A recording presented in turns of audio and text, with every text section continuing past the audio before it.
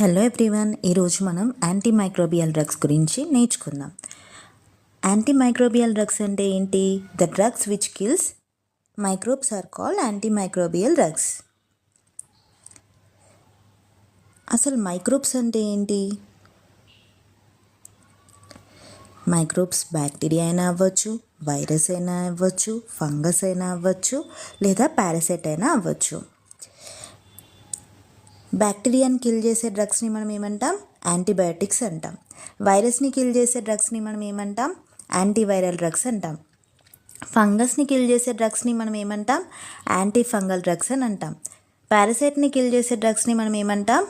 Anti parasite or anti helminthic or anti protozoan drugs అని అంటాం.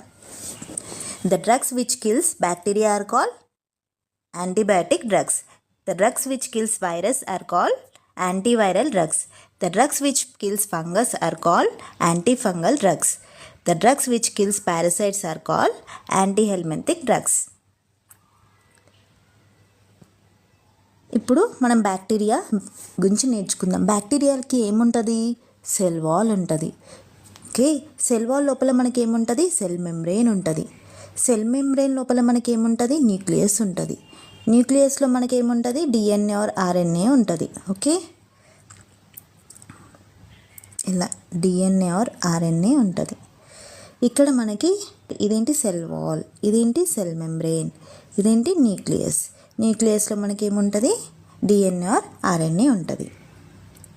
మళ్ళీ ఒకసారి చెప్తాను వినండి. ఇదేంటి? న్యూక్లియస్. న్యూక్లియస్ చుట్టూ మనకి ఏముంటుంది? సెల్ మెంబ్రెయిన్ ఉంటుంది.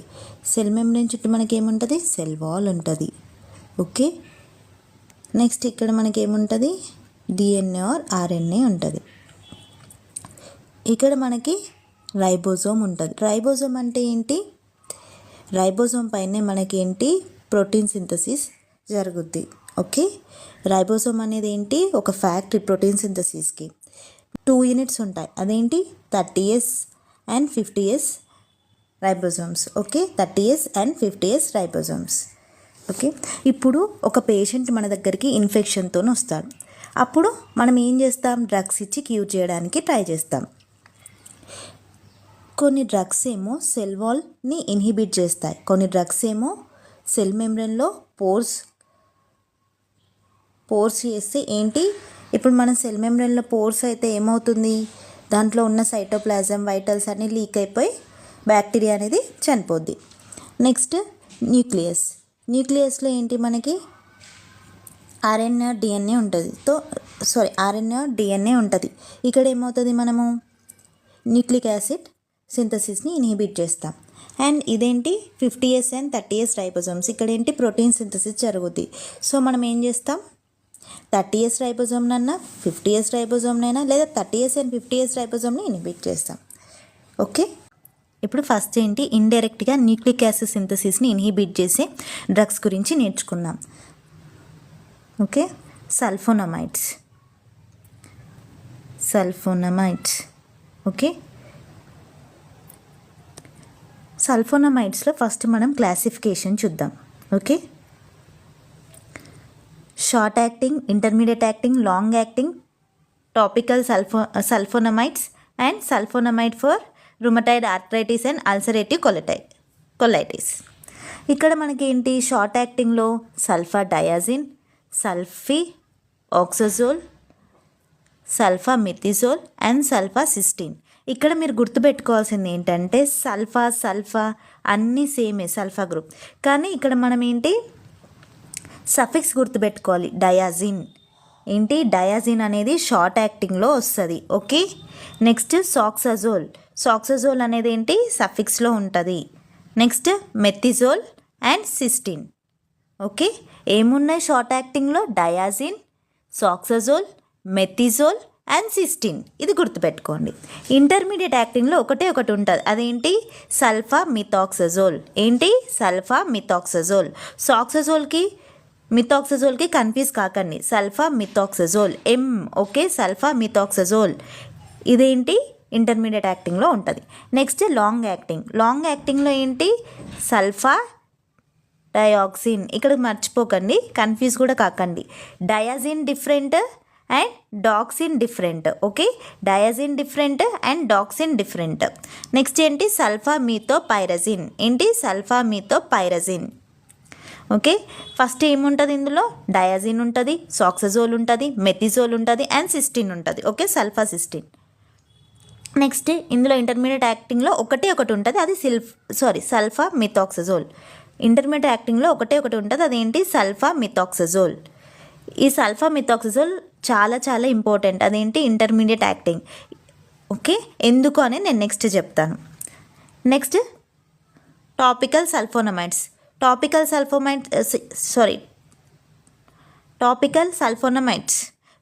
సల్ఫోనమైడ్స్ అంటే ఏంటి, టాపికల్గా అప్లై చేసేటి ఏంటి sulfa acetamide, mafenide and silver sulfa diazine. ఇక్కడ సల్ఫా డయాజిన్, ఇందులో మనకేంటి సిల్వర్ యాడ్ అవుతుంది, గుర్తుపెట్టుకోండి. సిల్వర్ సల్ఫా డయాజిన్ అంటే ఏంటి, టాపికల్ సల్ఫోనమైడ్స్ క్లాస్ కింద వస్తుంది. ఏంటది sulfa acetamide sodium, mafenide and silver diazine. ఇక్కడ మీరు ఇలా గుర్తుపెట్టుకోవచ్చు, ఏంటి సోడియం అనేది వస్తుంది, లేదా సల్ఫా అసెటమైడ్, ఏంటి అసెటమైడ్ గుర్తుపెట్టుకోండి. ఇదేంటి టాపికల్ సల్ఫోనమైడ్స్లో వస్తుంది. అండ్ మెఫనైట్, ఇంకేంటి silver sulfa diazine. Normal sulfa diazine ఉంటే అదేంటి short acting, silver sulfa diazine ఉంటే అదేంటి topical sulfonamides. Okay, sulfonamides rheumatoid ఆర్థరైటిస్లో కూడా యూజ్ చేస్తారు అండ్ అల్సరేటివ్ కొలైటిస్లో కూడా యూజ్ చేస్తారు. దానికి ఏంటి ఎగ్జాంపుల్ సల్ఫాసాలిజిన్. ఏ డ్రగ్ యూజ్ చేస్తారు అందులో, సల్ఫాసాలిజిన్. ఓకే, సల్ఫోనమైడ్స్ రుమటైడ్ ఆర్థరైటిస్లో కూడా యూజ్ చేస్తారు అండ్ అల్సరేటివ్ కొలైటిస్లో కూడా యూజ్ చేస్తారు. దీనికి ఎగ్జాంపుల్ ఏంటి సల్ఫాసాలిజిన్ అనేది యూజ్ చేస్తారు. ఓకే, మళ్ళీ ఒకసారి క్లాసిఫికేషన్ చూద్దాం. షార్ట్ యాక్టింగ్లో ఏంటి diazine, soxazole, methizole and cystine. Intermediate యాక్టింగ్లో ఏంటి మిథాక్సజోల్. ఓకే, లాంగ్ యాక్టింగ్లో ఏంటి డాక్సిన్ గుర్తుపెట్టుకోండి. లాంగ్ యాక్టింగ్లో ఏంటి doxine, methopyrazine. Next acetamide sodium, mafenide and silver sulfa diazine. ఏంటి sulfa acetamide, mafenide and silver sulfa diazine. Next rheumatoid arthritis and ulcerative కొలైటిస్లో మనకి ఏం యూజ్ చేస్తాం, ఓన్లీ ఒక డ్రగ్ ఉంటుంది, అదేంటి సల్ఫాసాలిజిన్. ఓకే, మీకు రుమటైడ్ ఆర్థరైటిస్లో కూడా ఒక క్లాసిఫికేషన్లో మనకేంటి సల్ఫాసాలిజిన్ అనే డ్రగ్ వస్తుంది. అండ్ ఇప్పుడు నేను ఒక ఇంపార్టెంట్ విషయం చెప్తాను. మనకి సల్ఫోనమైడ్స్ ఎప్పుడు సింగిల్గా ఇవ్వరు డ్రగ్, ఎందుకంటే మన లోపల ఉన్న బ్యాక్టీరియా అనేది దానికి రెసిస్టెన్స్ పెంచుకుంది. సో మనం ఏం చేస్తాం, సల్ఫామిథాక్సజోల్ని ట్రైమిథోప్రైమ్తో కంబైన్ చేసి ఇస్తాం ఎప్పుడు. ఓకే, సల్ఫామిథాక్సజోల్ ప్లస్ ట్రైమిథోప్రైమ్, ఈ రెండు కాంబినేషన్లో మనం ఇస్తాం. 2 డ్రగ్స్ని కంబైన్ చేసి ఇస్తాం. ఈ కాంబినేషన్ మనం ఏమంటాం, క్లాట్రిమాక్సజోల్ అంటాం. అని అంటాం. ఓకే, ఎక్కడైనా సరే సింగిల్ సల్ఫోనమైడ్ ఇవ్వరు, ఎందుకంటే దానికి ఆల్రెడీ రెసిస్టెన్స్ వచ్చింది, ఆ డ్రగ్ మనకు వర్క్ చేయట్లేదు. అందుకనే మనం ఏం చేస్తున్నాం, కాంబినేషన్లో ఇస్తున్నాం సల్ఫామిథాక్సజోల్ ప్లస్ ట్రైమిథోప్రైమ్. ఈ కాంబినేషన్ని మనం ఏమంటాం, క్లాట్రిమాక్సజోల్. ఓకే, ఇప్పుడు సల్ఫోనమైడ్స్ మెకానిజం ఆఫ్ యాక్షన్ చూద్దాం. నేను ఏం చెప్పాను, సల్ఫోనమైడ్స్ ఫస్ట్ ఒకసారి వినండి. ఒక బ్యాక్టీరియాకి ఏముంటుంది, న్యూక్లియస్ ఉంటుంది, సెల్ మెంబ్రెయిన్ ఉంటుంది అండ్ సెల్ వాల్ ఉంటుంది. ఓకే, అండ్ ఇక్కడ ఏంటి మనకి రైబోజోమ్ ఉంటుంది, 30S ribosome and 50S ribosome. Okay, 2 sub units ఉంటాయని చెప్పాయి కదా, ఏంటది 30S అండ్ 50S. ఓకే, ఇక్కడ మనకి ఇందులో ఏంటి DNA ఆర్ RNA ఉంటుంది. సో కొన్ని ఏంటి సెల్ వాల్ సింథసిస్ని ఇన్హిబిట్ చేస్తాయి, కొన్ని ఏమో మెంబ్రెయిన్లో పోర్స్ క్రియేట్ చేస్తాయి అండ్ ఏమైనప్పుడు వైటల్స్ అండ్ సైటోప్లాజం లీక్ అయ్యి ఆ బ్యాక్టీరియా చనిపోద్ది.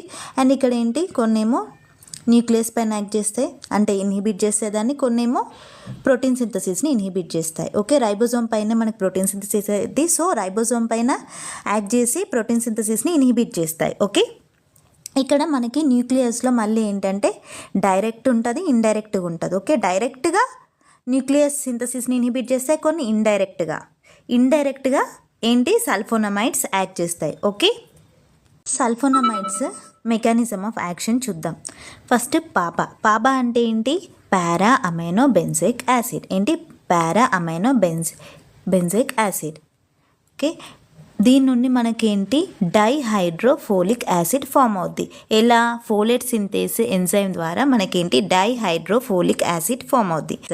నెక్స్ట్ డైహైడ్రోఫోలిక్ యాసిడ్ని టెట్రాహైడ్రోఫోలిక్ యాసిడ్గా కన్వర్ట్ చేస్తుంది. అదేంటి? Dihydrofolate రిడక్టేస్ enzyme. ఓకే, ఇక్కడ మనకి సల్ఫోనమైడ్స్ అండ్ ట్రైమిథోప్రైమ్ ఎప్పుడు కాంబినేషన్లో ఇస్తామని చెప్పాం, సింగిల్ డ్రగ్ ఎప్పుడు ఇవ్వము. ఓకే, సల్ఫోనమైడ్లో స్పెసిఫిక్గా ఏ డ్రగ్ తీసుకుంటున్నాం? ఇంటర్మీడియట్ యాక్టింగ్ ఉంది కదా, ఇంటర్మీడియట్ యాక్టింగ్లో ఏ డ్రగ్? సల్ఫామిథాక్సజోల్. ఒకటే ఒక డ్రగ్ ఉంది ఇంటర్మీడియట్ యాక్టింగ్లో. మీ క్లాసిఫికేషన్లో చెప్పాను కదా, short acting, long acting, intermediate acting. So intermediate యాక్టింగ్లో మనం ఏంటి? సల్ఫామిథాక్సజోల్ అండ్ ట్రైమిథోప్రైమ్ రెండు డ్రగ్స్ కంబైన్ చేసి కాంబినేషన్లో ఇస్తున్నాం. ఎందుకంటే సల్ఫోనమైడ్ సింగిల్గా ఇస్తే మనకి ఇప్పుడు సల్ఫామిథాక్సజోల్ డ్రగ్ తీసుకొని మీరు సింగిల్గా ఇస్తారు, అప్పుడు అదేంటి? బాడీలో ఆల్రెడీ రెసిస్టెన్స్ వచ్చింది బ్యాక్టీరియాకి, ఆ డ్రగ్కి బ్యాక్టీరియాకి రెసిస్టెన్స్ వచ్చింది ఆ డ్రగ్కి. సో ఆ డ్రగ్ వర్క్ చేయట్లేదు, అందుకనే మనం ఎప్పుడు కాంబినేషన్లో ఇస్తున్నాం. ఓకే, ఇక్కడ మనకి సల్ఫోనమైడ్ అనేది దేన్ని ఇన్హిబిట్ చేస్తుంది? పాబాని డైహైడ్రోఫోలిక్ యాసిడ్గా కన్వర్ట్ కాకుండా ఇన్హిబిట్ చేస్తుంది. సో ఫోలేట్ సింథేస్ ఎంజైమ్ని ఇన్హిబిట్ చేసేస్తుంది. నెక్స్ట్ ట్రైమిథోప్రైమ్ ఏం చేస్తుంది? డైహైడ్రోఫోలేట్ రిడక్టేస్ ఎంజైమ్ని ఇన్హిబిట్ చేస్తుంది. సో అప్పుడు ఏమవుతుంది? డైహైడ్రోఫోలిక్ యాసిడ్ అనేది టెట్రాహైడ్రోఫోలిక్ యాసిడ్గా కన్వర్ట్ అవ్వదు. ఓకే, మనకి మెయిన్ టెట్రాహైడ్రోఫోలిక్ యాసిడ్ లేనప్పుడు డిఎన్ఏ అసలు ఉండదు. ఓకే, మనకి టెట్రాహైడ్రోఫోలిక్ యాసిడ్ లేనప్పుడు మనకి న్యూక్లిక్ యాసిడ్ సింథసిస్ జరుగుద్దా? జరగదు. అప్పుడు ఏమవుతుంది? ఆటోమేటిక్గా బ్యాక్టీరియా చనిపోతుంది. సో ఈ రెండు కాంబినేషన్లో ఇచ్చినప్పుడు బ్యాక్టీరిసిడల్ అని అంటాం. బ్యాక్టీరిసిడల్ అంటే ఏంటి? బ్యాక్టీరియాని చంపేస్తే. సిడల్ అనే వర్డ్ ఏంటంటే బ్యాక్టీరియాని చంపేస్తుంది అని అర్థం. ఓకే, బ్యాక్టీరియాని చంపేసే వాటిని మనం సిడల్ అంటాం. ఓకే, బ్యాక్టీరియోసిడల్. నెక్స్ట్ బ్యాక్టీరియోస్టాటిక్ అంటే ఏంటి? బ్యాక్టీరియా గ్రోత్ను ఆపేస్తుంది. ఓకే, మల్టిప్లై కాకుండా ఆపేస్తుంది. ఇప్పుడు నాకు డిసీజ్ వచ్చింది, దాంట్లో ఏంటి? ఇన్ఫెక్షన్, బ్యాక్టీరియా గ్రోత్ ఇప్పుడు 2, 4 సంథింగ్ ఇలా అయింది. సో ఇక్కడికే ఆపేస్తుంది, ఇంకా మల్టిప్లై కాకుండా. బ్యాక్టీరియా గ్రోత్ అనేది ఆపేస్తుంది, డివిజన్ కాకుండా ఆపేస్తుంది. దాన్ని మనం స్టాటిక్ అంటాము. బ్యాక్టీరియాని మొత్తానికే చంపేస్తే దాన్ని మనం బ్యాక్టీరియోసిడల్ అని అంటాము. ఓకే, సో ఈ రెండు కాంబినేషన్లో ఇచ్చినప్పుడు ఇది బ్యాక్టీరియోసిడల్గా యాక్ట్ చేస్తుంది. సింగిల్ డ్రగ్ ఎలా ఉంటుంది? ఇది బ్యాక్టీరియోస్టాటిక్, ఇది బ్యాక్టీరియోస్టాటిక్. కానీ రెండు కాంబినేషన్లో ఇచ్చినప్పుడు ఏమవుతుంది? ఇది ఎలా యాక్ట్ చేస్తుంది? బ్యాక్టీరియోసిడల్గా యాక్ట్ చేస్తుంది. ఓకే, మీరు గుర్తుపెట్టుకోవాల్సిన ఇంపార్టెంట్ పాయింట్ ఏంటి? సల్ఫామిథాక్సజోల్ ప్లస్ ట్రైమిథోప్రైమ్ కాంబినేషన్లో ఇస్తుంది. దీన్ని మనం ఏమంటాం? క్లోట్రిమాక్సజోల్ అని అంటాము. ఓకే, ఎప్పుడు సింగిల్గా ఇవ్వము. అండ్ ఇదేంటి? రెండు కాంబినేషన్లో ఇచ్చినప్పుడు బ్యాక్టీరియోసిడల్గా యాక్ట్ చేస్తాయి.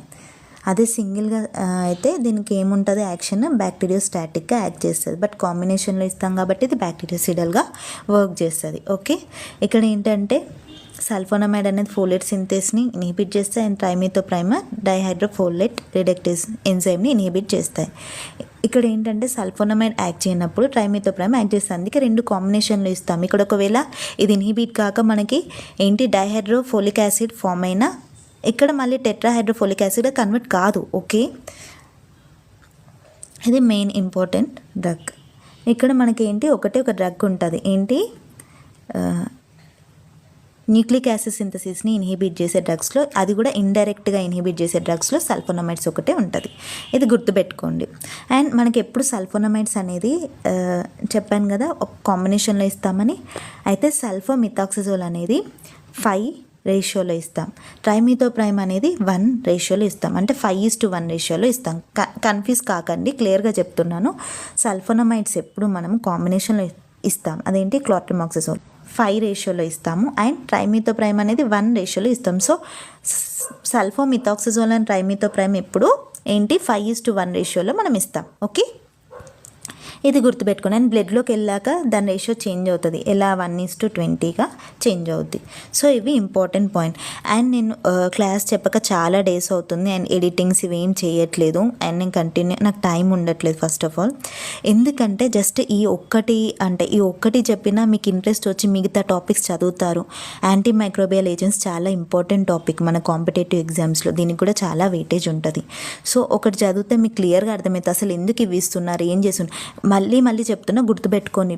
Bacteria cell wall, bacteria nucleus, bacteria cell మెంబ్రేన్లో పోర్స్ క్రియేట్ చేస్తుంది, కానీ మన సెల్ వాల్ని ఇట్లా చంపదు. బ్యాక్టీరియా సెల్ వాల్ని చంపుద్ది, బ్యాక్టీరియా సెల్ మెంబ్రేన్లో పోర్స్ క్రియేట్ చేస్తుంది, అండ్ బ్యాక్టీరియా న్యూక్లియస్ని ఇన్హిబిట్ చేస్తుంది, బ్యాక్టీరియా ప్రోటీన్ సింథసిస్ని ఇన్హిబిట్ చేస్తుంది. కన్ఫ్యూజ్ కాకండి. ఒక పర్సన్లో బ్యాక్టీరియా ఉంటే మనం బ్యాక్టీరియాని చంపడానికి చూస్తాం, పర్సన్ సెల్ వాల్ ఇవి కాదు కదా. సో ఈ డ్రగ్స్ అన్నీ దేని మీద యాక్ట్ చేస్తాయి? బ్యాక్టీరియా పైన యాక్ట్ చేస్తాయి. ఓకేనా? బ్యాక్టీరియాలో ఉండే cell wall, cell membrane, nucleus, ribosomes పైన యాక్ట్ చేస్తాయి. క్లియర్? సో ఇంకా కొంచెం సైడ్ ఎఫెక్ట్స్ ఏముంటాయి ఇవన్నీ నేర్చుకోండి, అండ్ యూజెస్ ఏముంటాయి ఇవన్నీ నేర్చుకోండి. న్యూమోనియాకి యూజ్ చేస్తాము, సో ఎక్కడెక్కడ యూజ్ చేస్తారు, యాంటీమైక్రోబియల్ ఏజెంట్స్, ఇవన్నీ చూసుకోండి. మల్టీపర్పస్ యూజెస్ ఉంటాయి.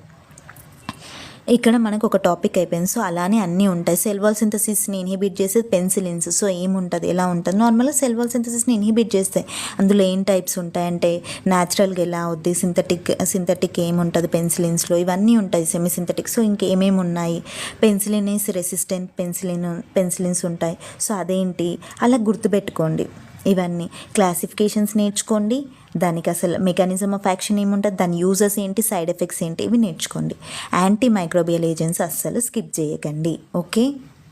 అండ్ ఇప్పుడు మనకి ఏంటి, ఫంగల్ డ్రగ్స్ ఉంటాయి కదా, అవేంటి సెల్ మెంబ్రేన్లో పోర్స్ క్రియేట్ చేస్తాయి.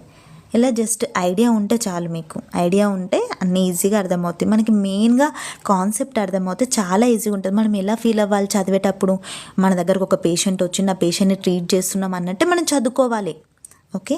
మీకు సారీ, యాక్చువల్గా నాకు అస్సలు కుదరట్లేదు, నేను చాలా బిజీగా ఉంటున్నాను, అందుకే నేను క్లాసెస్ తీసుకోవట్లేదు. కానీ వన్స్ నేను ఫ్రీ అయితే అన్ని క్లాసెస్ తీసుకుంటా. అది ఇప్పట్లో పాసిబుల్ కాదు నాకు తెలుసు, కానీ ఎగ్జామ్స్ అయిపోయినా ఎప్పుడైనా ఫ్రీగా ఉంటే అన్ని టాపిక్స్ నేను చేయడానికే ట్రై చేస్తాను, ఫార్మకాలజీ రిలేటెడ్. ఎందుకంటే ఇప్పుడు యూజ్ ఉండకపోవచ్చు మీ ఎగ్జామ్ అయిపోయాక, కానీ ఎవరికో ఒకరికి యూజ్ అవుద్ది.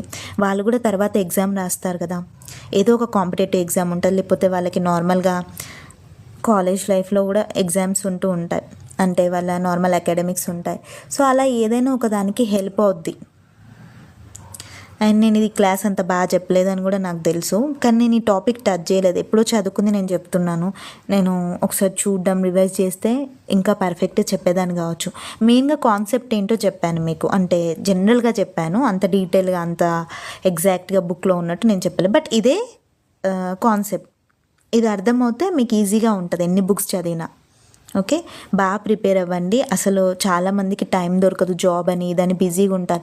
ఎవరైతే ఇంట్లో ఉన్నారో వాళ్ళు మాత్రం చాలా యూటిలైజ్ చేసుకొని టైం ఎంత వాల్యుబుల్ అంటే మనకి కావాలి అన్న దొరకదు. చాలా బాధ అనిపిస్తూ ఉంటుంది, అంటే నాకు టైం లేదు నేను చదువుకోవడానికి. కనీసం ఎంత చదివినా రివైజ్ చేయాలి. కొంతమందికి రివైజ్ చేయడానికి టైం దొరకదు, కొంతమందికి సిలబస్ కంప్లీట్ చేయడానికి టైం దొరకట్లేదు. సో అన్నిటికీ టైమే చాలా ఇంపార్టెంట్ అండి. ఈ వాల్యుబుల్ టైంని మీరు అస్సలు వేస్ట్ చేసుకోకండి. అండ్ ప్రతి ఒక్కరి నాలెడ్జ్ అంతే ఉంటుందండి, రిపీట్ చేస్తూ ఉంటేనే అందరికీ అర్థమవుద్ది. ఒకటి ఏంటంటే ఒకరు చెప్పింది వెంటనే అర్థం కాదు. సో ఒక నా క్లాస్ అని కాదు, చాలామంది క్లాసెస్ వింటూ ఉండండి, ఎవరిదో ఒకటి మీకు అర్థమవుతూ ఉంటుంది. సో అలా ఏంటి మీకు ఇంకా ఈజీ అవుద్ది. అందరూ ఒకేలాగా చెప్పరు కదండి, నేను చెప్తున్నా, చాలామంది ఉంటారు చాలా బాగా చెప్తారు, ఒక్కొక్కరు క్లాసెస్ వింటుంటే ఒక్కొక్కటి అర్థమవుతూ ఉంటుంది. అలా మనం చదువుతూనే ఉండాలి. ఇప్పుడు టైం లేదు కాబట్టి నార్మల్గా చూసుకోండి, ఎగ్జామ్ ఉంది కదా ఈ 30th. సో ఈ ఎగ్జామ్ అయిపోయాక మాత్రం మీరు డీటెయిల్గా కాన్సెప్ట్ నేర్చుకోండి. ఇక్కడికే మీ నాలెడ్జ్ ఆగిపోదు కదా, మీరు బాగా నేర్చుకుంటే ఇంకా వేరే ఎగ్జామ్స్ ఉంటాయి. ఆర్ఆర్బీ ఉంది, ఫ్యూచర్లో డ్రగ్ ఇన్స్పెక్టర్ వస్తుందని చెప్తున్నారు, దేనికి ఒకదానికి హెల్ప్ అవుద్ది కదా. సో నేర్చుకోండి. All the best. ఎగ్జామ్ బాగా రాయండి.